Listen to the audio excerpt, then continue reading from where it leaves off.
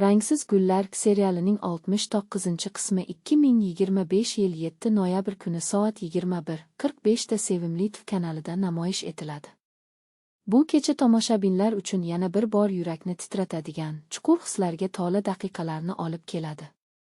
Har bir sahna, har bir nigoh hayotning ozi kabi samimiy va og'riqli. Rangsiz gullar bu shunchaki melodrama emas, bu his-tuyg'ular oynasi, inson qalbining rangsiz bo'lib qolgan burchaklarini ko'rsatadigan hikoya. Qahramonlarning kechinmalari, ularning og'rigi va sabr-toqatlari har birimizga tanish. Shuning uchun ham serial yuraklarga yaqin, chinakam hayotiy. Yangi qismda esa taqdir iplarining yanada chigallashganiga guvoh bo'lamiz.